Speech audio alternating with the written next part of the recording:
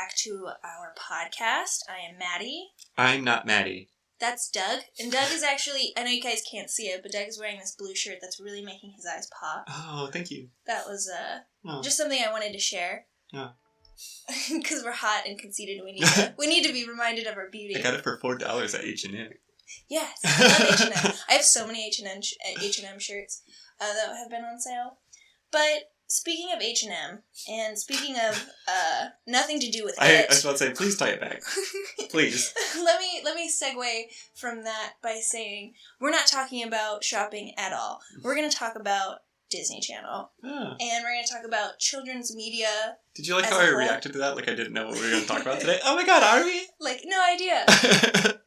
We're going to talk about Disney Channel today and children's media as a whole. And how that affects our worldview. Yeah. I'm so excited. I've been excited about this one, honestly. For a long time. Because give yourself a moment. I want everybody to just take a moment. It's not something that you really think of in the day-to-day, but if you just take a moment and think about it, how much that has had an effect on your life, and even just in small ways like your sense of humor or what you find acceptable morally, it can all kind of be traced back to your roots. And I think a lot of that is children's media. Yeah, I think so. I think it's sort of the first place where we learn about things from the outside world. Right. You know, like, obviously our parents and family teach us a core set of values. Yes. But it's where we learn what the rest of the world kind of thinks, what society as a whole thinks about things. Yes, so a few years back, I actually did quite a bit of research on children's literature specifically, and before the 50s, when there wasn't really such a thing as childhood, because the world was, everybody died so young and there was so little to be done that you just didn't really get the chance to be a kid. Mm-hmm. And then once there was leisure time, once there was more time for children to be children and children's literature came about, it gave way to like this very specific voice that's a little bit romantic in a way, but that was its purpose, was to teach kids about what else was in the world. Yeah, and I do love that. You immediately made me think of The Jungle by Upton Sinclair when you're talking about kids that have a childhood. Right, yeah, because you went to work. Yeah, you were like, in the meat packing plant. Yeah. Packing meat. Or you were Ron Swanson making chairs.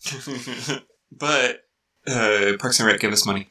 Oh my god, please listen to Parks and Rec. But I think that I like about children's media, other than, it is the kind of the birthplace of your own personal culture, is that it doesn't necessarily always teach you something either. Like, so much of children's media was just like, hey, have fun. Right. And that was pretty cool too. Which is great because, like you said, it's a POV of life as a kid. Like, this is what the world is like to me. Mm-hmm. And so it's really fun to see it exist on screen. And that's why I think it's so insufferable after a point. Because, like, now if I were to go back and try and watch something on Disney Channel, I would lose my mind. Oh my god, yeah, and I love it, actually. I really love when people are like, kids shows are stupid. I'm like, yeah, kids are stupid. Yeah, the kids... I was explaining this earlier, like, why it's hard to be a kid, and it's just because you don't know anything. Nothing at all. Nothing. Yeah. It takes a few years. Like, working at a bar, yes, which we both do, you really learn that kids are just small drunk adults. Yes. Because drunk adults are dumb and are they really? and unaware of their surroundings and of tact or anything like that. And that's what children are. Yes. So I really love pulling children, our episode about children's media, into the life of hard drinking as an adult. Yeah. Well, you know what? Fine. It's fine. I didn't have anything. I literally wanted to know if you knew what, because I didn't know. So let's start with, what shows did you grow up with? And they don't have to be from Disney Channel specifically. They could be Nickelodeon or just any children's network. Okay. And actually, I feel like this is going to be interesting because, as Maddie is wont to say on this podcast, I am a little bit older. Yes. Doug is so old. Oh my god. So I feel like our age gap is just enough that what I watched as a kid is not the same as what you watched as a kid, but I bet you there's some overlap. So I think the first thing that I can really think of that I remember on Cartoon Network, actually. Yeah. It was Toonami after school. Yes. Though I never watched I still haven't watched Dragon Ball. I don't understand any of the references to it. But I watched Voltron. Right. Oh my god, that was my shit. It was on like right when I came home. Have you watched the remake of it that's on Netflix now? I watched the first couple seasons and I loved it, and I just haven't watched more of it. I do that with TV shows a lot these days where I'm like, oh, I love that, and then I just never go back to it. We don't have time because now we're silly adults and we have to do things. Well, I don't sleep, so that's when I watch my TV. Gotcha. But I also really enjoyed, like Hey Arnold. Hey Arnold, I do like. Cat Dog? Oh my god, Cat Dog. I also remember the very first episode of Blue's Clues. The very first one. Yeah, Doug is old. I was hyped about it. I was like 7, and I remember like watching on my family's like tiny ass TV. Yeah. Like I don't even know how my 7-year-old self knew that it was coming. But it did. But I was like, this fucking show is about to start. I need to watch it. And then I could not solve the clues. I could never figure it out. It would be like, we have lemon, water, and ice. What kind of drink are we making? Coke. It's Coke. It has to be Coke. I do remember Blue's Clues, and I loved Blue's Clues. I wanted the pad that he had. You know how he takes the crayon and he draws with it? I had several of those. Yeah. And you were telling me before that you remember when like Disney Channel and Nickelodeon weren't public TV shows. Yeah, so... Or TV channels. Yeah, so actually, Disney Channel, until like... And I don't have it pulled up in front of me. I did at one point. I think it was 98. It went from being a paid subscription channel to a not-so-paid subscription channel. Like, you just got it with your cable packages. But before that, like... Yeah, no, it just was like you'd go to that channel and it was like static. Except for every now and again, and I don't know how people knew when this was going to happen. I certainly didn't. You would go to that channel and it was a free weekend of Disney Channel, and you just cancel your plans because you were watching Disney Channel. Right. And, you know, like there was only the one TV at my family's house, and my parents just accepted their fate. They were like, it's Disney Channel weekend. We gotta watch this shit. We gotta get out of the house now. And then, oh gosh, we might have had 2 TVs then, actually. Because what I'm about to say is going to contradict the one TV thing. Mm-hmm. I don't remember a lot from my childhood. Not because it was traumatic or anything. I just smoked a lot of weed. Yeah, he sniffed a lot of glue. But, yeah, so that was like, it was the deal. And I remember... Like, I thought my parents subscribed and, like, finally just, you know, started paying for the Disney Channel for a while. And I was like, we rich now. No, it turns out it's just available.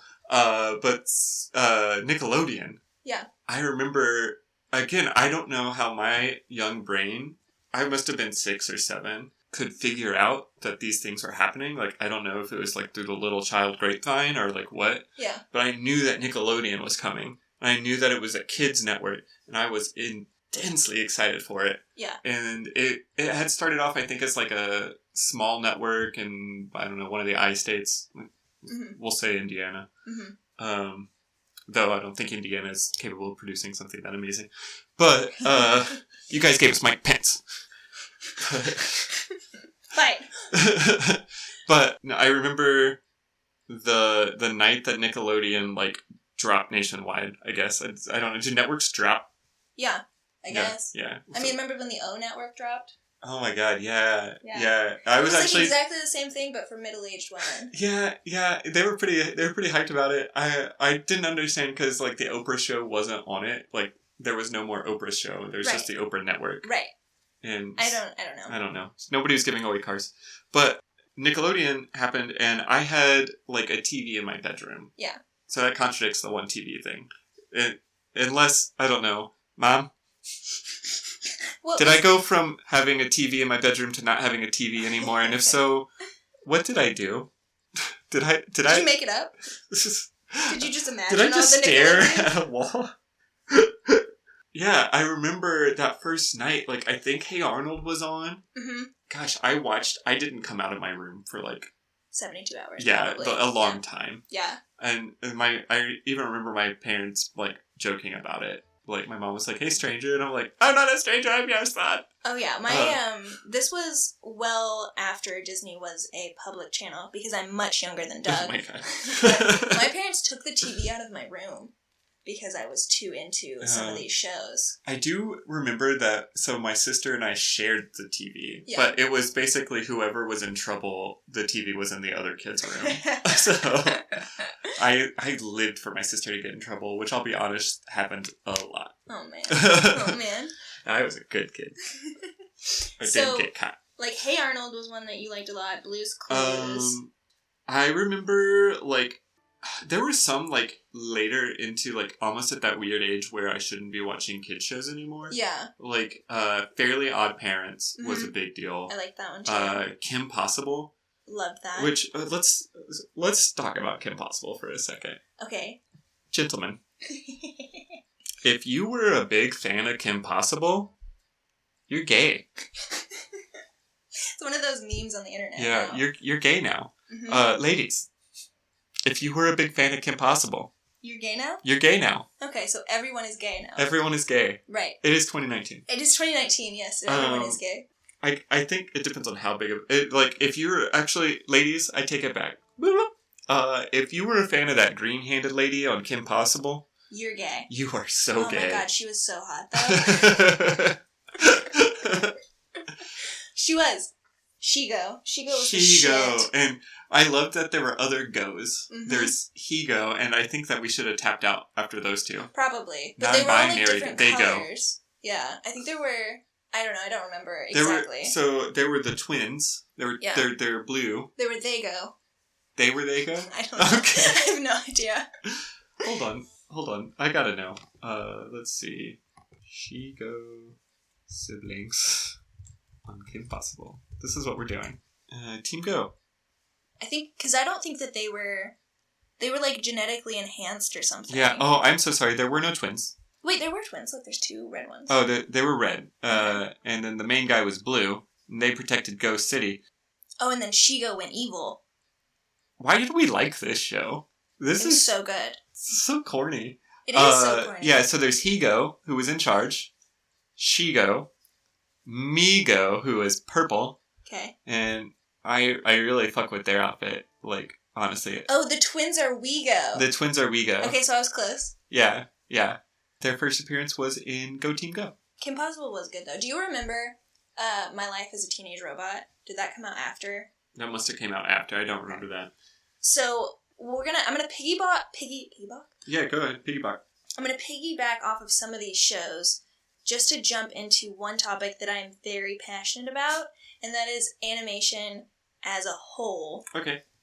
Because a lot of the shows that we've listed so far are cartoons, and I feel like cartoons have a special place in, like, mine and a lot of other people's hearts from growing up, and they could do something that, I don't know, live action shows can't do. And to be honest with you, I'm not even sure what it is. Maybe it has to do with the suspension of disbelief. Like, you can be like more fantasy when you're I think animated. You can do more. Yeah. Like, your special effects budget is, I don't know, draw this. Yeah, it's how well can you create this world that we're in. So a lot of the shows that were cartoons that I feel like they have persisted really well. Like, I could go back and watch Kim Possible, and it's cheesy, it's corny, but it's still valuable. And, like, one of the ones that you guys will hear me talk about a lot, just from here to the end of time. Yeah, not just in this podcast. It's all the time, is Avatar: The Last Airbender, which I still watch religiously. Can I have a small confession time? Oh, no. Yes. So I've never seen Avatar: The Last Airbender. I hate you so much. I never watched it. Like, I don't know. I thought, like, when it was on, I didn't give it a chance because I thought it might be lame. Yeah. It's the least lame show. And I have so much regret, and I just haven't watched it. Honestly, you could watch it now and it would still be good. Because one thing that I really appreciate about children's media, when it is well done, it works for a wide array of audiences. So, like, I can still watch it now, 22 years old, and Avatar: The Last Airbender is still really good writing, really good world building, really good character development, and just a really good thematic encapsulation of the world as a whole and how different societies and different people interact with one another. And so that's going to resonate forever.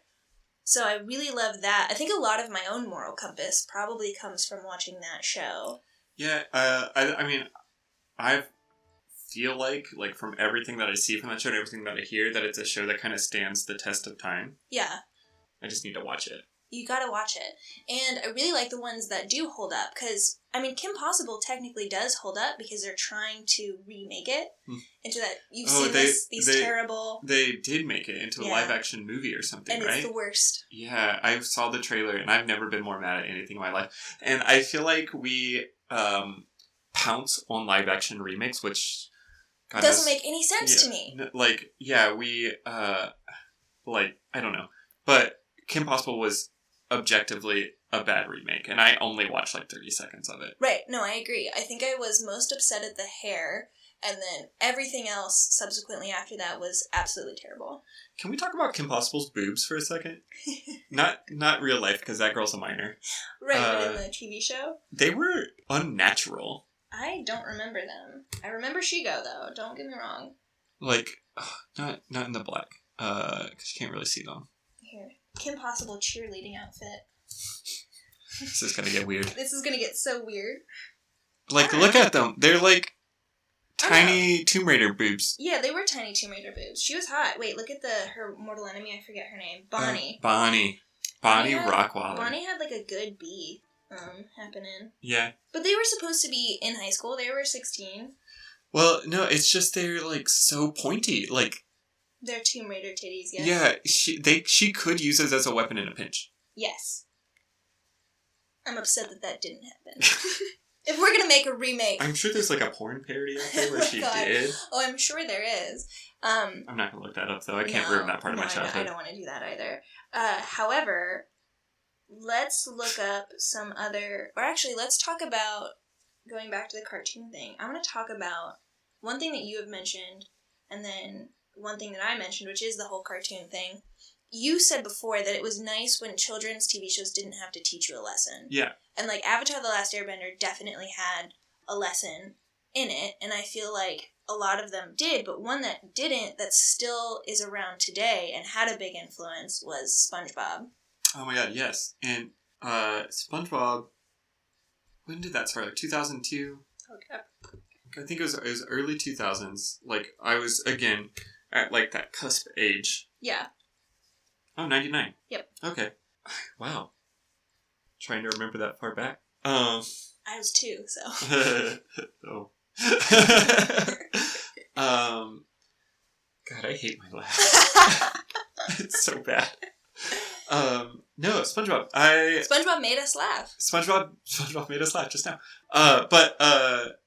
And there was no point. There was no point to SpongeBob, and I think that's why I remember parents being in a huff. They were so upset about it. I had many friends that weren't allowed to watch SpongeBob, but I think it was because, well, there were 2 things that my friends weren't allowed to watch. One was Harry Potter, because witchcraft lets the devil in, or something like that. Oh, it does, absolutely, yeah. And then the other one was SpongeBob, because SpongeBob was kind of gay.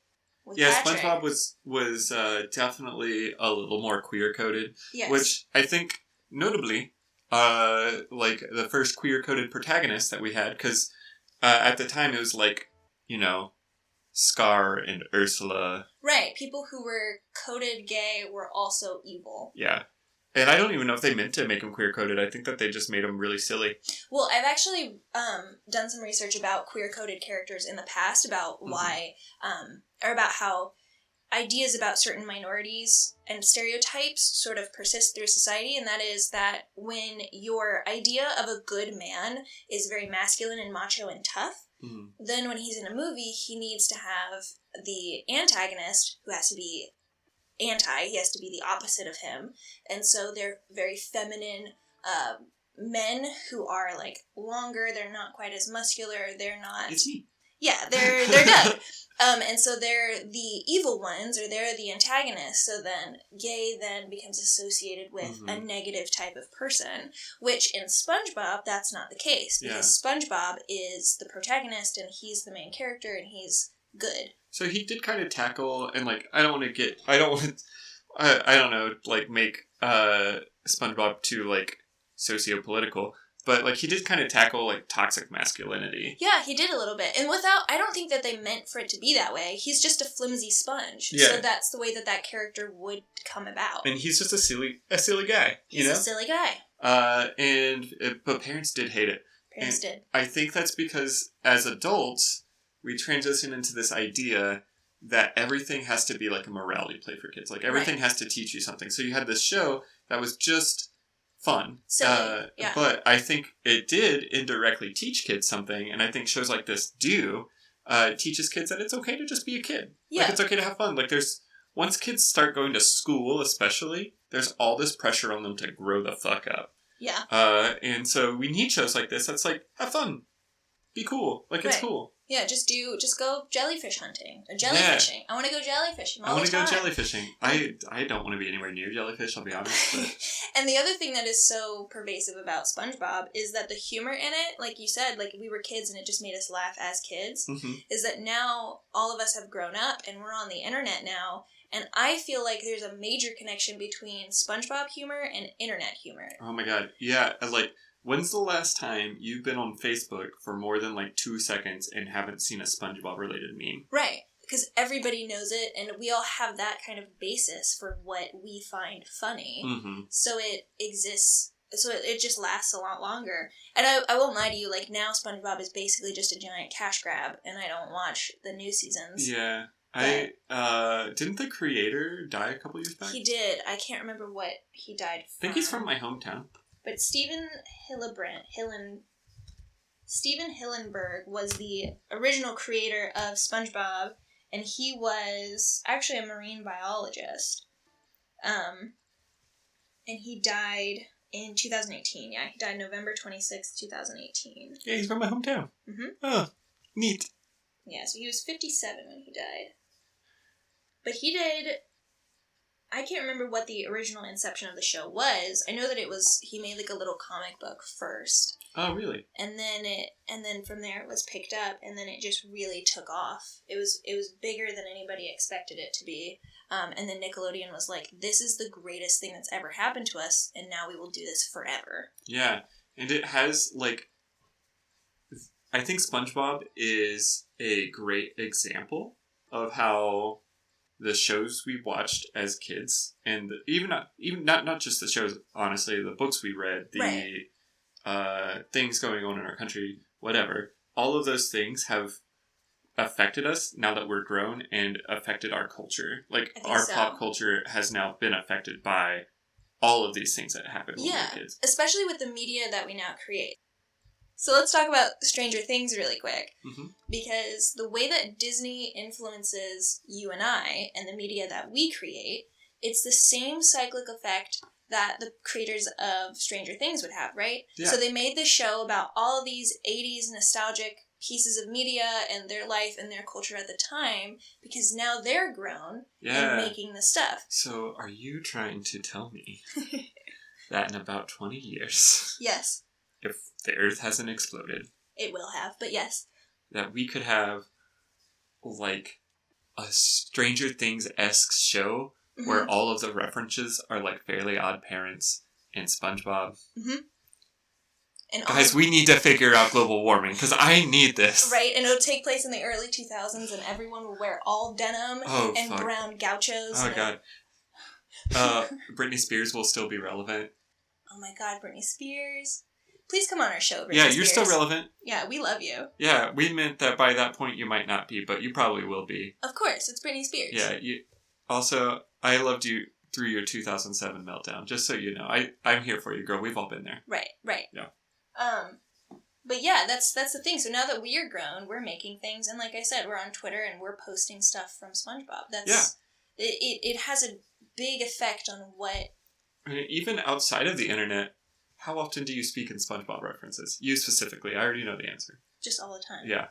I can't tell you guys the number of times I will have something happen to me, and I'll be like, oh my God, so you remember that SpongeBob episode where this exact thing happened? That's the thing, too. Like, SpongeBob has been running so long, it's got the Simpsons effect. Like, real life has started to mirror it because at a certain point it had to. Right, exactly. At a certain point, life imitates art. Mm-hmm. So that's a big one. We could also talk about how, like, the Disney effect on, like, YouTube and the way that YouTube runs is kind of interesting, because that's that intersection of young people who are making media now are mostly on YouTube. Yeah. And the way that they... Like, we have child stars now. Like, we remember all the things that happened to the child stars of Disney Channel and of Nickelodeon. And what happens to them. And now we have... who's the kid? Jake something? You know what I'm talking about? No. Jake Paul. Now we have Jake Paul. Oh, wait. Is he one of the ones we don't like? He's one of the ones that we don't like. Yeah, fuck Jake Paul. Jake Paul had a Disney show and then surpassed the view count of his Disney Channel TV show with his YouTube channel. Wait. Does he have a brother who's also a dick? Yes. Oh, okay. Logan Paul. Yeah, fuck that guy. Fuck both of you. Don't come on our show. Or do. I mean, we hate you, but, like, no. Hey, do you want to address that on our show and on your show? What? Address what? That we hate them? Oh. Yeah. Yeah, we can. I was addressing the Pauls. Oh, yes. Yeah, if you guys could give us some free shout-outs, that would be great. We'll fight with you on the internet for that. Yeah, add us, I dare you. So that's just something that I find interesting, is, like, what is the next form of Disney? And I feel like it's YouTube. You think, like, YouTube series? Yeah. I think that, like, if I'm going to be honest about the next form of Disney, it's Disney. You think? With all their remakes and everything? Well, no. I mean, I'm going to be real. Fuck most of the remakes. Like, I would say almost all of them. Yeah, I don't know. I haven't seen them. But I like the Beauty and the Beast one. That was cute. It was cute. I will accept that one. The Jungle Book one was terrible. Mm-hmm. I haven't seen I refuse to see the Lion King one because, as we have established, I am a fan of anime. Also, like, I have no desire to see Mufasa die in HD. Right. Like, it was enough. Right. Like, can we imagine Bambi, but, like, real? Also, too, my mom told me that she met somebody who thought that this new Lion King was with real lions. I just want to put that out. I just want people to know that. I just want to knock down your belief in humanity for a moment before we bring it back up. What's terrible is those people vote. Oh, God. So if anybody here did not know, those are computer-made lions that are not real. Also, you guys don't vote. I'm sorry. Just kidding. Please vote. But yeah, it's an interesting thing what the next Disney will be. So I think, like I said, I think it's Disney, and here's why. I think that Disney is well on the way to owning everything. Like, they are buying up everything. And they keep pushing back copyright laws as well. Yeah. But here's the thing. I'm okay with it. You're okay with it? Yeah. They're going to be our entertainment overlords, but Lord knows we need somebody. We need somebody, but I don't want them to keep remaking stuff. I'm all for it if they make new original content that's good. Like, they're really reaching now. They're out past, like, the Disney mainstays. They're doing Treasure Planet.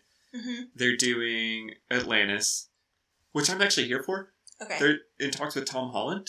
Oh.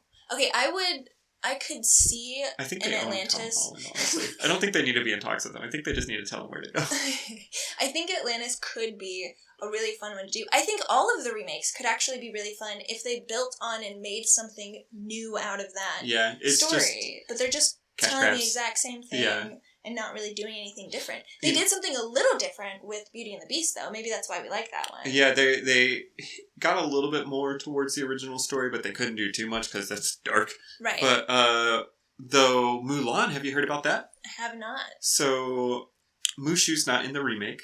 Why? Okay, that was my response. But it's because, so Mulan is based on this epic poem. Okay. And there is no sassy sidekick in the epic poem. And Gotcha. they want to make it more like the poem. So it's not going to be very similar to the movie. It's going to be similar to the original. Yeah, so it's almost not even a live-action remake. It's just a live-action movie with the same inspiration. Okay. And so, see, that I would find interesting. Yeah, I'm pretty here for that. Like, I love to take inspiration from one singular place and just see the different facets that we can create with that. That I'm totally here for. I will say I had a dream after reading that article. Yeah. Like that night, I had a dream that at the beginning of the movie, they just killed Mushu. They just like got on stage and they were like, fuck your child, and ripped him Yeah, out. basically. It was sad. Greetings, So don't do everyone. that, Disney. That was not a good way to start a Vault movie. Keeper here. Yeah, Disney. I I know that away you from were my specifically duties, so I thinking thought I about should that. That's why Doug had this dream. Yeah. I know the vault can become very temperamental if I'm away for too long, but it's also very testy about having only me for company. The Story Vault is a weekly story podcast where the stories chosen by the vault are read and discussed by me, the Vault Keeper. Even I don't know what the stories will be until they are chosen. Could be anything and everything from fantasy, sci-fi, horror, whatever. Whatever takes the vault's fancy as far as I can see. From what I've seen, the vault is a dangerous and secret place. Not to mention the circumstances under which I acquired this job.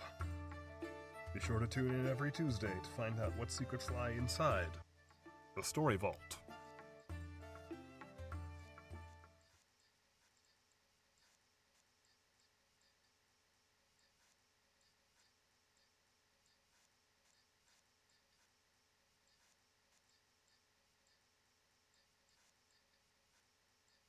I want to, now that we're talking about Disney, actually, Yeah, I want to talk about one of my favorite Disney things. the Disney Channel original movies. The DCOMs. Oh, those are great. Yes. Yes. Let's jump in. Yeah, so I actually have a list here. Okay. Warning. It's from 17.com. Oh boy. Oh, no, I don't want to... No, I don't want to sign up for your email, 17. Oh, jeez. It's the 20 best Disney Channel movies of all time. And I'll be honest, I have looked at this list before. I'm sorry. Hold on. I'm just reading some of these other headlines. Camila Cabello and Shawn Mendes intensely make out. Oh, I have seen so many things on Snapchat of 17, like other things being like, these makeout moves will make Bae crazy. And I'm like, oh my god. I don't know if I know any makeout moves. Oh, well, I clicked on it because I was like, what are these tips that they're talking about? And it's like go at a good pace. Okay. It's basically like use your tongue well and Hmm. like just very normal things that you would be doing anyway. I do want to say, listeners, if use your tongue well confuses you and you're like, what does that mean? Just don't use it. Exactly. Don't use it. No, I totally agree. Yeah. I totally agree. If all else fails, keep your tongue in your own fucking mouth. Yeah, it's and okay. Keep it out of my throat. Like, tongue in your mouth is like guacamole at Chipotle. It's extra. It's extra. Like, and if you're into it and you can pull that off, then great. But if not, you still get the burrito. Right. So. That's a perfect metaphor. We should write our own 17 article. So talking about kissing and making out, let's talk about Disney Channel movies. Oh my god. So to go back to what I was saying, I don't remember any of it. I have looked at this article before, have no recollection. Let's see what 17.com thinks is the 20 best Disney Channel movies. Well, let's see what Of Doug all has time. to say about it. I probably am going to have opinions. Alright, so I don't know if these are in any particular order. Oh, nope, in no particular order. They answered that question for me. Oh my god, look at this little graphic. I forgot about that. It's, the intro to the Disney Channel movies. Let's watch a I Disney love them. Channel movie. Okay. So number 1, and this is in no particular order, which is good because this is a soft option for first. Wendy Wu Homecoming Warrior. I did love this movie and I watched it quite a bit. Yeah, absolutely. Brenda Song is a national treasure. Oh, for sure. And I want to see her around more. Boys, if you agree it's that Brenda Song is a national treasure, you two are gay. But it's the 5th highest viewed Disney Channel original movie of all time. Yeah, because there was action, there was romance. It was a good plot, honestly. Yeah, exactly. There was an ancient evil that was coming back and she had to defend the world. I mean, it was very Buffy the Vampire Slayer, and It I was. loved it. Right, Buffy is a classic. Let's see. Number 2. Double Teamed? That sounds... It sounds like a porn. It does sound like a porn. Oh, wait, hold on. Oh, I remember this. I remember this one. It's these 2 twin girls who are super tall. Like, that's the movie, actually. These 2 tall blonde girls who are taller than average want to play for a volleyball team, but because they're so tall, the basketball coach wants them to play for their team. And they don't want to play basketball. They want to follow their dreams for volleyball. And then their father signs them up for the basketball team. And they must learn about sportsmanship. I just read that one, honestly. It sounds like the precursor for High School Musical. Sounds like a porn. It still sounds like a porn. It didn't stop sounding like a porn. So I don't know if that belongs on this list, but that's fine. Pixel Perfect. I don't remember this. Don't know this one. Teen Beach Movie was 2013, so that was... Okay, that was so after I was both of us. 23. Yeah, but it's... I'm sorry, I just read this line. Teen Beach Movie is about two kids, Brady and Mac, who accidentally get swept into an old 1960s beach movie. That sounds awesome. I would fuck with that. I would, oh my god. Maybe we should watch this. Yeah, we should watch that. I want to get sucked into a 1960s beach movie, actually. Actually, Branch listeners, let us know... hit us up at our Twitter at Branch Podcast and let us know if you would be interested in a live stream of us watching some old Disney Channel movies. Yeah, I hope you are, because I think we're going to do it. And then we'll send out a vote to see which movie we want to watch. Yeah. It might be a classic, it might be one that we've never seen, like this one. It might be a Teen Beach Movie. Might be. And let us know which era beach movie you would like to get sucked into. And let us know which era of Disney you were in. Yeah. Let us know all those things. Not really the thing I said. Because I come from the Sweet Life of Zack and Cody and Hannah Montana era. I mean, let's not act like I didn't watch Hannah Montana and Sweet Life of Zack and Cody, because I did. I even watched that stupid, second Hannah Montana series. Yeah. I even watched the stupid second Sweet Life on Deck series. Sweet Life on Deck. Yeah. That's where I fell off. I felt like but I was 17. TV shows. And I watched the Hannah Montana movie and it was bad. But so great. Yeah. It is bad. Yeah. So, next movie. Ooh, Twitches is a classic. I still watch Twitches every with Disney, Twitches or every Halloween. Every Halloween. Yeah. And Twitches 2. Twitches 2. So you guys know that Disney still does the 13 Days of October, right? 13 Days of Halloween? 13 Days of Halloween. Disney still does the 13 Days of Halloween every year, and I religiously up until very recently watched Twitches 2, Halloween Town 1, 2, and 3. What's the one with the 3 witches? And there's the cat that can talk. Hocus Pocus. Hocus Pocus was the Hocus shit. Pocus. I actually, so I apologize because I've never invited you to this, but every year I have a Hocus Pocus drinking game party. Oh my god, Doug. And it's amazing, and you're trashed by the end. Oh, I'm sure. What's the drinking game? Oh, there's so many rules. Oh boy. Yeah, it's a lot. So it's just drink the whole time? Uh-huh. Yeah, it's at the end you're just drinking. But I will say that Disney Channel Halloween original movies, those are all classics and you can't take them away from me. Yeah, we'll fight you. Yeah. Did you actually know, so Hocus Pocus is not a Disney Channel original movie. What? It should have been, honestly. So it started off as a Disney Channel original movie, in the making. Yeah. But then they're like, hey, let's put this on the big screen. And they did so in fucking July. Yeah. So it did not do well. Oh boy. And then it's become a cult classic after that. It is. I will say it is very much still a cult classic. But Twitches, if you're unfamiliar, you've been volunteering in a third world country that doesn't have TV for the last 14 years. Right. Is one of the best movies Disney Channel's ever pumped out. It's got Tia and Tamara Mowry as 21-year-olds that instead of on their 21st birthday going and getting fucking trashed, they meet each other for the first time, a la sister, and they learn they're witches or some shit, and it's really good. It's really good. So they're twins, and they've been adopted by separate families. So they were, and then they're reunited on their 21st birthday by chance, and they figure out, oh my god, we're twins. And also, somehow they figure out that they're witches, and then there's this dark power, right? Because they're twins who are witches. It's such brilliant writing. And there's this dark power that's coming from the world that they were originally from, which they had to escape from as babies, and that's why they're in, modern day LA or something. Yeah, we'll say LA. And, hilarity ensues. And I will tell you that I, still get kind of creeped out by this movie. With that darkness thing? Yeah, that's he's creepy. It also reminds me a lot of the, CGI that was, let's be honest, not great. Right. reminds me of modern day Once Upon a Time CGI, which is 14 years later. You guys need to get with it. Oh, Once Upon a Time. It's the same. It's the same level. Like, honestly, that like big like cloud of evil thing is in both of them. Yes. Might honestly be the same cloud of evil. They cast him twice. That's wonderful. So, number 6. Let's see here. Oh, the Smart best House. one! Okay, stop everything. Yes. This one is Smart House, and it is the best Disney Channel movie of all time. Yeah. Came out in 1999. There's just so much here. Oh, yeah. Well, I mean, this was the first inkling that we had to know that Disney was going to take over the world. Yeah. And they're just using... If they had powers to do this. Right, like they're just going to combine with Google, and then this will be our life. I think we talked about Smart House in our tech episode, too. I think we did, because you're really into it. I'm so into it.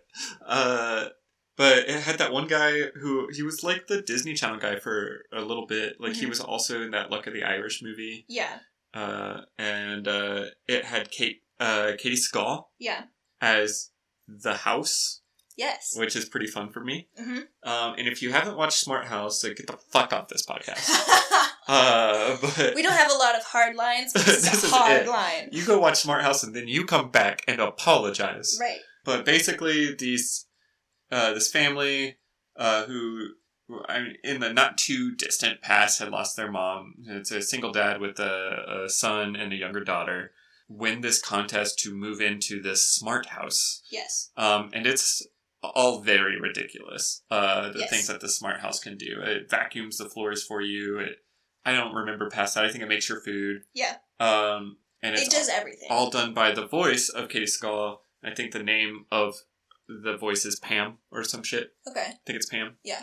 I would like a remake of Smart House, but there's one Smart House that's still Katie Sagal, and then there's one that's Sigourney Weaver, and then they fight. Oh my god, yeah. So, anyways, for some reason that I can't remember, because this was in 1999, the kid is like, "You're not my mom," to the Smart House, and she's like, "What is a mom?" And so he puts on a bunch of sitcoms about moms. Yeah, he downloads all mom material. And so she becomes this... Mom. She becomes Smart Mom. Yep. And projects herself as a hologram and then goes crazy. Yeah. Because she's mom. Mm-hmm. And Smart House is not, equipped to handle those complex emotions that go with motherhood. Anyways, great movie. I love it. It's so good. I think it's a number 1 for you. Yeah, it is. It probably does not hold up to today. So, young chitlins, just don't watch it, please. Well, maybe we should rewatch that. Maybe that should be our thing. Yeah. See if it holds up. I'm going to let you guys know that whatever the poll may say, we might just end up watching Smart House. Okay, number 7. Oh my god, there's more Smart House info here. They also love Smart House. Oh, for sure. Okay. Oh. Number 7 is Halloween Town. Okay. Also good. I already said this, but I love all of the Halloween Towns. Oh, do you? Halloween Town University? You like it? I even like that. It was weird, and I didn't realize that there were 4 movies. Halloween Town University is the 4th one. Yeah. Right, because different actors for Marnie. Right. But I love the original actress for Marnie, and especially in Halloween Town 3, when they were all in high school. I love that one. Mm-hmm. Yeah, it was good. The second one sucks, but whatever. Of course, oh god, what is her name? Carrie Fisher's mom? Debbie Reynolds? Debbie Reynolds. Debbie Reynolds is a treasure. And she deserved to have been in every movie. Yes. But the fact that she was, Haggy, oh god, Crowley or whatever. Cromwell. Mm-hmm. Crowley, real name. Cromwell, not. But she was just perfect. She was this perfect grandmotherly witch. She was. I loved the witchcraft and everything. Halloween Town is good. I do remember going back a few years ago and trying to rewatch the series, and it was made in 1998 for sure. I think, weren't you made in 1998? I was made in 1997. Okay. Get at me, Doug. A thing I love is a very particular Disney Channel trope. happens in like almost every Disney Channel original movie. Yeah. Especially in the 90s, it happened a lot. Is there's a part in the first movie where Marnie tells her mom, she's like, "I'm 13, Mom. I'm basically an adult." That was me to a T as a child. God. I was like, I'm 4. I know what I'm doing. It's like, and like back then, you're like, "Fuck yeah, she's 13. Let her do what she wants." Exactly. And now you're like, "No, my baby, no." You know, but that's exactly the thing that we were talking about in the beginning. That it's your POV, it's your perspective as a kid, and you're like, Marty should totally be able to decide if she wants to be a witch, and she can make these decisions herself. Marnie's mom. Yeah, who I also love. Yes. I love that actress. She's only plays like small parts, but I love her. Oh, she's so good. Yeah. She's such a mom. And she got to be through all 4 of them. Yeah, unlike Marnie. Kimberly J. Brown. Alright. Xenon Girl of the 21st Century, is that too old for you? Did you watch that? It's not too old. I watched that one too. I watched all of them. Xenon, all the way through Z3. I have only seen the first one. And then, there's that song that the guy performs. Oh, hells yes. Champagne, no, not Champagne Supernova. Again, that's a real song. Supernova Girl. Yes. I could probably almost sing that to you. I'm a little upset that our fashion in the 21st century is not what they predicted. I mean, look at it. Is it that far off, honestly? I guess not. I mean, I was gonna put on a jean vest and then I would kind of look a little bit like that. I'm gonna play a little bit of this trailer. Oh, we can't. 17.com, why are you using stuff that you can't use? Well, it might be because we're using Audacity also. Oh, no, it's been disabled by the video owner. Oh, okay. Oh, God, I want to see more fashion. Xenon, Girl of the 21st Century, was really beyond its time. It was. We don't have this weird city floating in space right now in orbit. But we will soon because the Earth will implode. Right. And I love how she hated the Earth, because so do a lot of people. Okay, we're gonna power through some of these. Stuck in the Suburbs, I have no idea what this is. Number 9, Stuck in the Suburbs. 2 girls, Brittany and Natasha, who accidentally trade phones with a pop star. This is dumb. Move on. Yeah, I hate this one already. I don't remember it. Cowbells? Cowbells I remember because I really like Allie and AJ. Of course you do. Okay, yes, and yes, and that's why. So Cowbells was great. Allie is hot, alright, leave me alone, let's go. They're both pretty hot. Yes. Allie is hotter, though. Yeah. There's nothing wrong with AJ, both hot. It's just the attitude. Yeah, she's got a lot of attitude. She was on Phil of the Future, right? Yeah. Yeah. Phil of the Future was a good one. We didn't really talk about any of the TV shows, which we'll get into next. Yeah. Oh my God. Get a Clue. I fucked so hard with Get a Clue. I liked it too. It was so good.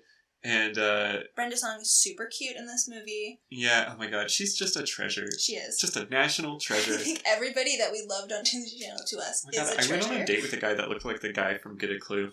And he even stayed, had the hair. Oh man, that's great. Yeah. That's so great. And he storm chased. I thought that was pretty cool. Mm-hmm. Enough about that guy. I haven't talked to him in a while, and he thinks I ghosted him. Which I did. Doug!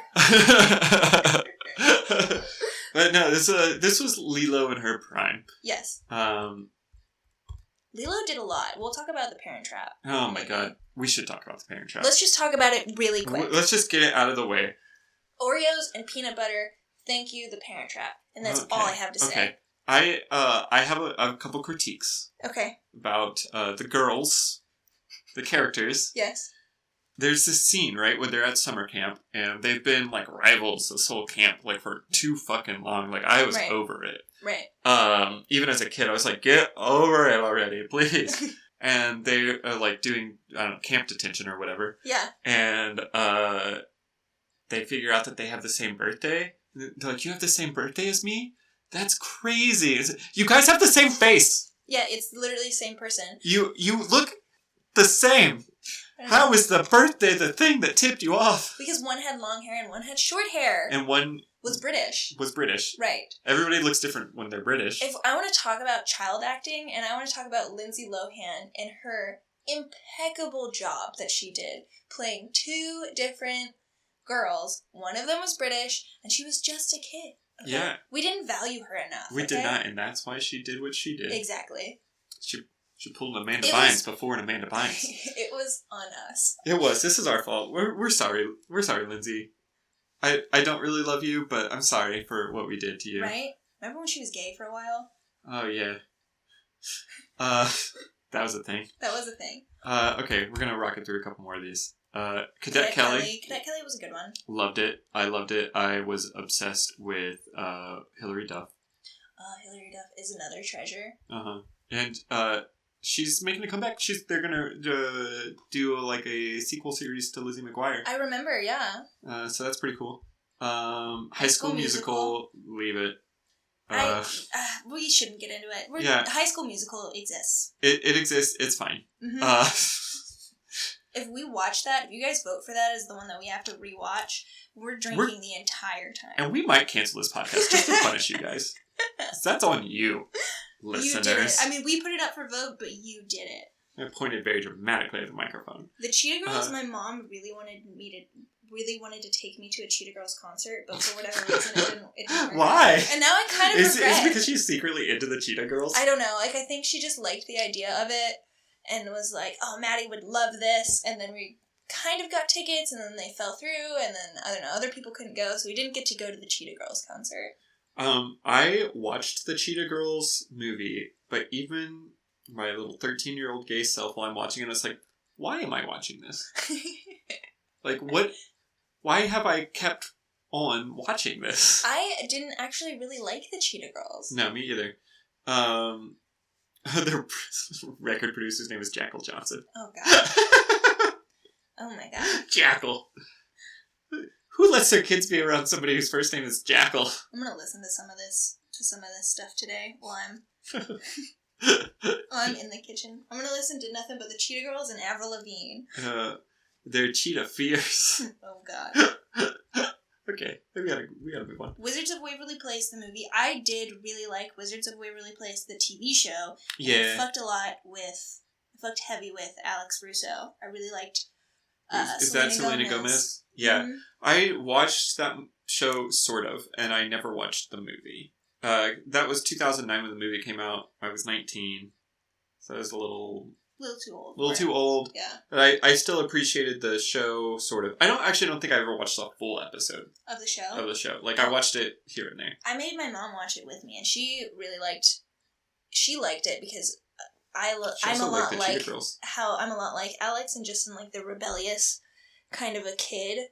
So my mom was like, oh, this is so funny to watch you, so she would watch it with me. So you did watch the movie? I did watch the movie. The movie isn't great, but the TV show is good. Would you agree that basically this movie is no joke, which is how it is being described by 17? I don't understand what that means. I don't either. I feel like if I read the rest of the paragraph, I'd understand, but no, thank you.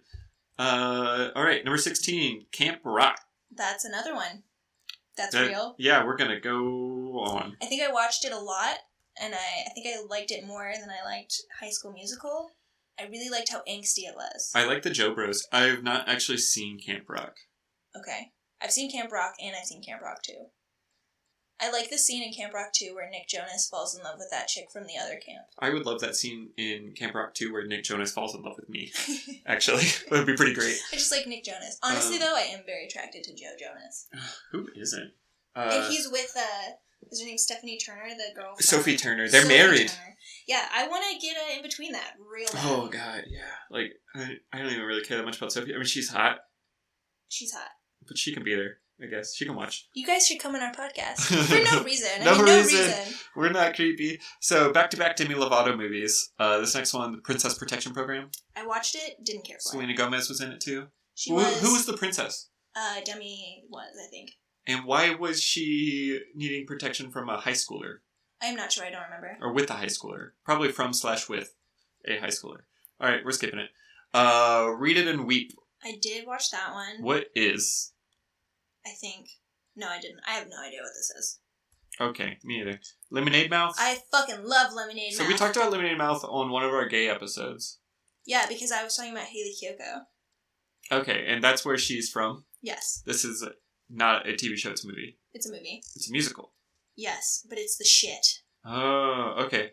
It's about these kids who are kind of outcasts, and then Hayley Kiyoko comes in and she's super punk rock, and she gets all these outcast kids together, and they make a band, and then they save their school's lemonade machine with the power of friendship, and then they get a record deal.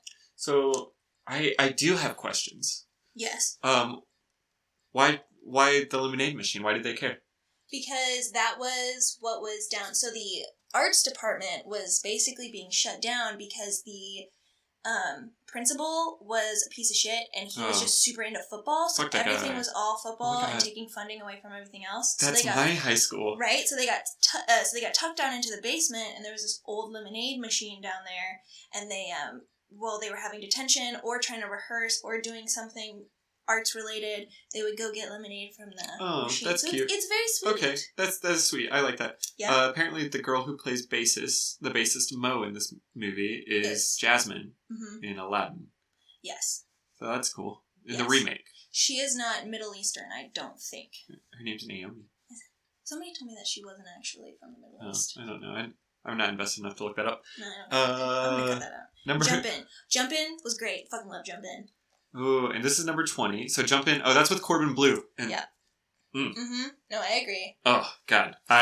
He confused the shit out of me when I was in the closet. Oh, yeah. Yeah, and Keke Palmer, who I love. I love Keke Palmer. She was in a Disney Channel show, right? Yes. She was something vice president. Oh, yes.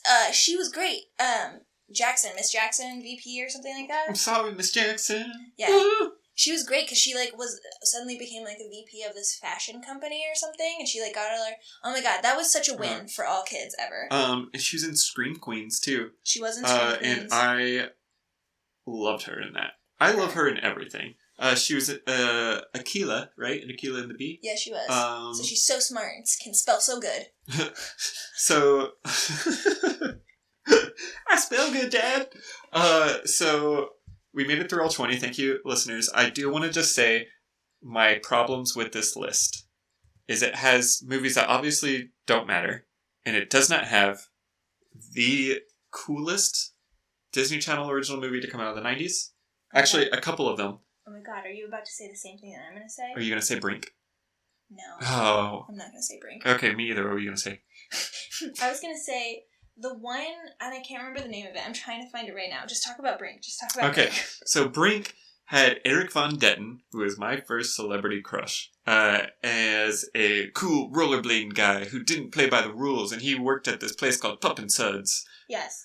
Which is like a dog bathing place, and then he sold out to go with this professional rollerblading team, and his friends didn't like that very much, and then they all made up in the end, and I remember that the bad guy got paint in his face or something like that. Okay. There's also... my god, we haven't even talked about the Mighty Ducks. Oh my god, those weren't Disney Channel original movies, but they were good. They were good. Okay, Now You See It. That's why you don't know. It's 2005. Okay. But that has Allie from Allie and AJ in it. And it's about the kid I do remember this movie. who's the real wizard, and then that old man is trying to steal his magic. Also, 13th Year. Did you watch that? 13th Year is great. I like that one too. And then there was the one that's Don't Look Under the Bed or some shit. That one creeped the fuck out of me. Yeah. I don't know why Lil Yachty kept hiding under that guy's bed though. I don't really understand. If you guys don't get that joke, please just Google it. Yeah. It's funny. Let me tell you right now how funny Doug's joke is. Welcome to our comedy podcast. That was a long list, by the way. That was a long list. That's a good portion of our podcast was just talking about Disney Channel. But let's be real, listeners, who are probably judging us. Disney Channel original movies are the shit. Disney Channel original movies... Disney Channel original movies are the shit. And I think we can all agree... Well, that's why we wanted to talk or have this be the topic of our podcast. Because there's so much to unpack with it. Yeah. And a lot of it is those movies. Because I would block out time, like you said, whole weekends. I remember the excitement leading up to a new Disney Channel original movie. Right. And, when that, the little theme music for it came on. Yeah. That was it. I was ready. Right. And they had the little animatic before it, and then they had whichever star was going to be in that movie do the little ears. And then you were just pumped. So pumped. And they did such a good thing where it was at the end of the school day, at 4:00 was when they started playing all of the after-school programming. So, at 4:00, when you would be home from high school, is when they would start playing, Hannah Montana and Zack and Cody. And then at 7:00 every night, there was a movie. Yeah, it was great. Yeah, so I would come home, watch like 3 hours worth of Disney Channel, and my mom would make me leave my room so we could go eat dinner, and then I would watch like another Disney Channel movie, and I never did any homework ever. You know what's crazy is like childhood is this weird time vortex because It is. I know I watched a lot of TV, like I did, but I also was outside a lot. Yeah. And like played outside, like I was definitely an outside child. Mm-hmm. So when did I have time for this? I'm not sure. There were definitely times where I was less of an outdoor kid because of Disney Channel. I would say that they did a really good job of making it pretty addicting, which was great for the advent of Nickelodeon's Day of Play. Yeah. Because I otherwise would not have gone outside. Yeah, Nickelodeon actually, like, I think they had this moment where they're like, fuck. Like, we have... Like, we are contributing to childhood obesity. Like, we went too far. We did our job too well. Yeah, and actually, like, I think, you know, talking about Disney Channel original movies and just how much hype there was, like, first of all, the Disney marketing machine is... insane. It's unlike anything that has ever existed. It's so crazy. Like, there's I feel like we should take classes on it. But, they, you know, other, like, Nickelodeon, Cartoon Network, they all had original content movies. Yeah. It didn't have the same punch. I will tell you, though, the thing that Nickelodeon did that just popped into my brain that I loved is they did fucking crossovers like nobody's business. Yes, exactly. I was gonna say, their movies weren't that great, but I loved when, like, Jimmy Neutron... Oh my god. It was Jimmy Neutron, Fairly Odd Parents, and there was one more that they did. I know they did one more. I don't remember. Okay, so they did Jimmy Neutron and the Fairly Odd Parents, and they would do them both ways, but it was so fun because you got to see the animation style of the other one. And I hated Jimmy Neutron animated like Fairly Odd Parents. Oh my god, I did too. No, I hated wait, that how the Jimmy Neutron style animation with Timmy Turner was bad. Yes, that one was also bad. I hated both of them, but yeah, I hated Jimmy Neutron. Because it went from 2D to 3D, and so Timmy did not translate well at all. No, he was not rendered very well. No.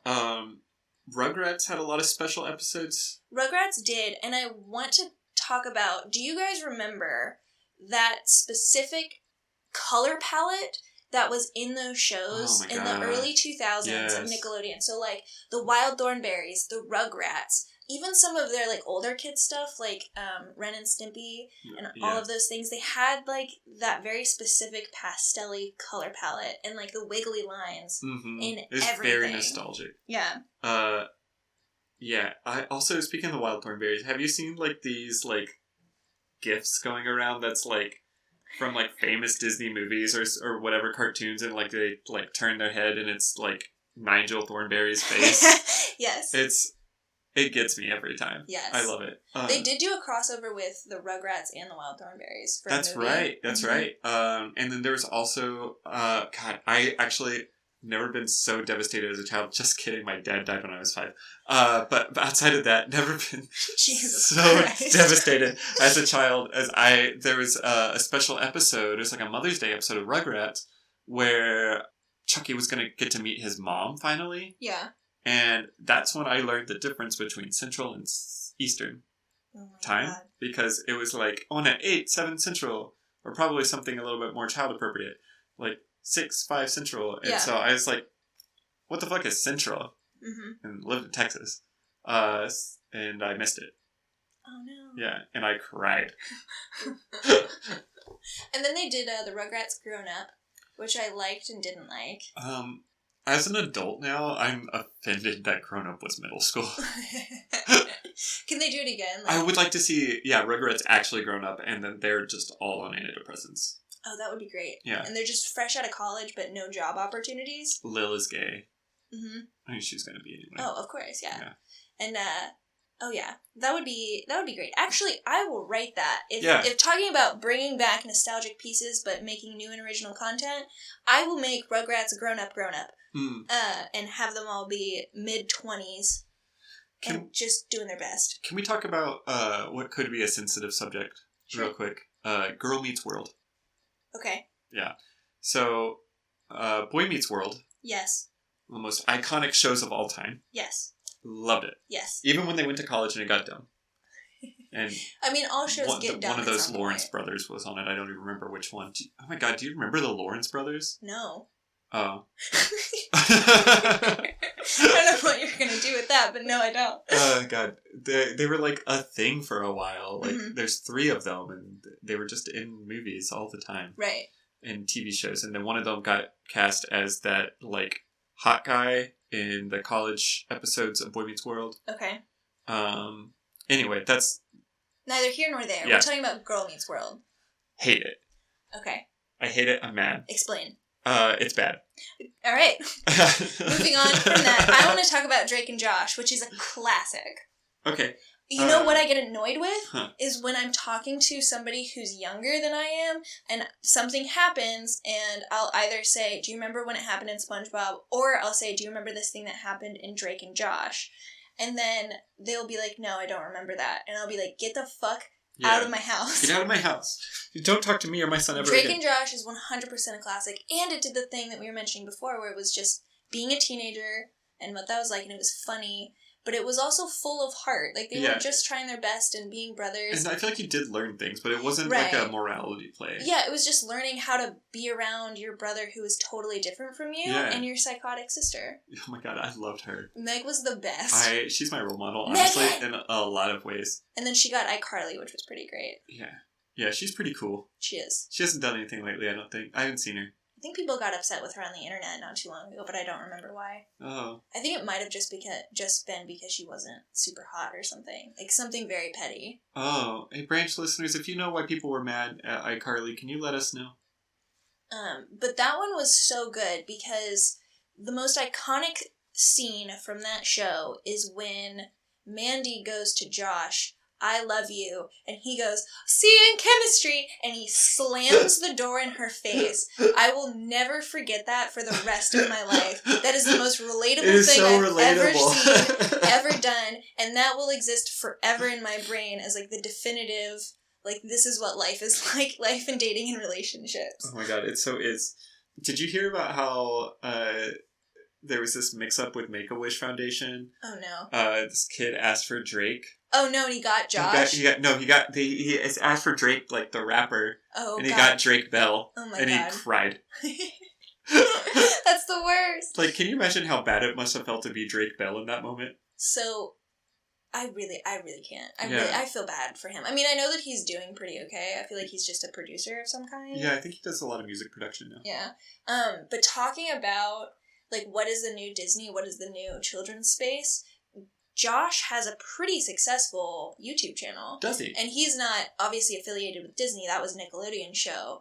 But he has moved into that space now. Well, and has a higher demographic, like an older demographic. And I think if we're asking what is the next Disney, it's not, we're not asking what is Disney doing next, we're asking, like, what is the next idea. Conglomerate that is. And I think it is YouTube. Like, I absolutely, though I will say there's, Cartoon Network is making a bit of a comeback. Like, I love Cartoon Network still because they do still do Toonami. They do still do a lot of like anime production is being brought over, and we have more people to dub things in English, which is cool. Mm-hmm. And I really like cartoons, man. So I'm here for it forever. Have you watched Steven Universe? I have not, but I think you've told me that it's pretty great. Oh, you were missing out. Like, that show, first of all, conservative Christians really hate it. Mm-hmm. It's very gay. It's so gay. But they handle topics like... a dream. Well, it's just, they go so deep into these topics that, like, a lot of people are afraid to talk about with kids because they're, like, drama and depression and things like that, and they just handle it. Yeah. So beautifully. And it's those kinds of things that'll last forever. It's those kinds of things that talk to kids like they're kids, but talk to kids like they're capable human beings full of thought and emotions. Mm-hmm. And it's like, hey, what if we just explored what it is like to feel this? Yeah. I really liked Adventure Time. And not because it had a specific moral compass, but because it did a lot for world building and layering what is supposed to be like a dumb... That show's off the rails. Yeah, like a dumb, colorful acid trip of a TV show, and then lo and behold, it's like a post-apocalyptic tale of like what has happened as a fault of, like, war and nuclear fallout, basically. So both of those shows are Rebecca Sugar. Yeah. So Rebecca, Miss Sugar, I love you. You're just great. Just please keep doing your thing. And then, like, oh, God, I've watched interviews with her at Comic-Con. Like, I geeked out over Steven Universe. Yes. And she's just so pure. Like, she is. I love her. And actually, a fun fact about Steven Universe, not to just totally steal this. So they had, if you don't know Steven Universe, basically there's this alien race that are gyms. They're all different gyms. And they're all ladies. Mm-hmm. So they had this, I won't give too much away, so I won't say characters, but they had this wedding between two of the gyms. Yeah. And, you know, so it's very much a gay wedding. Yes. And I forget, so Philippines or some country where they censor out any LGBT content on shows. Mm-hmm. No, I'm sorry. It was the Philippines or somewhere. They tried to say that one of the gyms was a boy because it was very, like... Because they're gender bendy in the way that they look. Yeah. He's short, squat, and, like, strong. And so they kept trying to say that one of them was a boy. So what they did is, the wedding, they had the obviously girl one who's always in a dress wearing a tux, and then the one that they tried to say was a boy in the wedding dress. So they could not say that at all. So, like, they very much were like, no, they're gay. Deal with it. And you can't take it away. I remember that coming out, too, with Adventure Time, because Princess Bubblegum and Marceline the Vampire Queen were a thing. Yeah. And that was awesome. I loved it. I love it so much now because there is so much. There's actually a lot of lesbian representation specifically in cartoons. Maybe that's why I'm so obsessed with... In Cartoon Network, too, is, like, specifically. There's a lot, which is great because I think cartoons, and this might be waxing romantic a little bit about cartoons, but I think that they're on the forefront of culture, which is kind of what we talked about later. Right. I mean, even South Park, Family Guy, all of those things that poke fun at it are still, like, with it, and they age well because they're just talking about us as a whole and not, like, they're not so plot centric, or, like, you don't have to deal with characters getting older, or not characters, but, like, actors getting older. You can just keep going forever. Well, and then, like, I think it's fair to say that children's shows, especially cartoons, they can decide where pop culture is going in the next 10 years. Oh, for sure. Because those kids who are watching it now are the adults who are going to be watching in 10 years. Yeah. So I think that they have a lot of responsibility, but they have the ability to kind of turn pop culture, and, you know, lesbian representation is a thing that we don't get a lot of now. Right. So it's cool that these kid shows are doing it now. And what's really cool about Rebecca Sugar is how she does it. Mm-hmm. In that it's not that, like, hyper feminine or, like, hyper stud or, like, some kind of weird play on gender roles. It's just two chicks, whatever they happen to be. It's very real. And there's even a non-binary character on Steven Universe. Yeah. And so kids are able to kind of tackle the idea of non-binary, which I think is awesome, because there's always, like, a big complaint with LGBT representation. It's like, kids just aren't going to understand it. Like, no, trust me. But they are. Like, they're already feeling those feelings. Yeah, they understand it. Like, it's simple. It's once you introduce all these extra ideas that you don't really understand it as much anymore. Right. So it's really cool to see those kinds of things in cartoons and have them still be, like, fun and vivacious and ridiculous and have, like, wild and crazy plot lines that keep you engaged with it while they tackle all of these different kinds of topics. And then if the animation is really good on top of that, I'm just blown away. Yeah, just... So I kind of have a bone to pick with Cartoon Network because they're doing the thing where they're redoing some of the old stuff too. But they're taking... Powerpuff Girls? Yeah, they're taking all of that heart out of it. Like Teen Titans Go. The original Teen Titans scared the shit out of me as a kid, but it was awesome. Yeah, it was amazing. I'll never forget some of the storylines with Raven and, like, just, like, let's just go through real hard shit, but as a kid. I actually would love, like, superhero cartoons. Like, can we bring them back? Yeah, like, they were great. X-Men. Justice League, the animated Justice League series. was great. Batman. Yeah, Gargoyles. I don't know, do you remember Gargoyles? I don't remember Gargoyles. It was pretty cool. But stuff like that. Teenage Mutant Ninja Turtles, back in its heyday. Yeah. Like, just good plot-heavy superhero shows. Kids can handle it. That doesn't need to be stupid. Right. It's like that's the thing that I mentioned before. It's like these shows talk to kids at their level, but like they were capable. Whereas now it's like we're talking to kids like they're babies. So only babies can watch this new Powerpuff Girl shit. Only babies can watch Teen Titans Go. And don't get me wrong, there's definitely a place for like very young, very colorful, just that. But it doesn't have to only be that. It doesn't have to only be that. Like you can do both. I mean, even the My Little Pony thing and the power of friendship and the Pony Bros and everything that has come out of that. Bronies. Yeah. Like that's in a lot of ways a really positive thing. Because it builds community. Yeah, absolutely. And even if you're not super into My Little Pony, like, that's cool. Like, you can still admit, like, it's done good for a lot of people. Right. Actually, it's so funny. Like, just yesterday, my roommate Alex and Bobby and myself, we looked up My Little Pony name generator. Yeah. And that was a thing. What is your... Oh, I forgot. Hold on, I can do a new one now. Let's see. Okay, my pony name is Sleepy Wishes. Oh my god, can I do it? Yeah. You're Pegasus born in Cloudsdale. You are the haughtiest pony this side of the Hollow Shades. Your best friend is a kangaroo named Cuddles. This is what your life is actually like. Yeah, absolutely. Your pony name is Cherry Gypsy. Yes, it is. Yeah, I love it. You are a royal alicorn. I don't know what that is. I don't know what that is either. But it sounds great. Born in Canterlot Castle. You are the wittiest pony this side of Manhattan. Your best friend is a phoenix named Oodles. I fucking love it. I would like everybody to call me Cherry from now on. Cherry Gypsy. And then I will Which is pretty great because if you want to strip... A stripper name? No, I was about to say it's a really good stripper name. See how they transition us into adulthood? These children's... I already forgot mine. It was Sleepy something. I don't remember. Who cares? You can't strip with that name. We don't obviously know enough about the My Little Pony thing.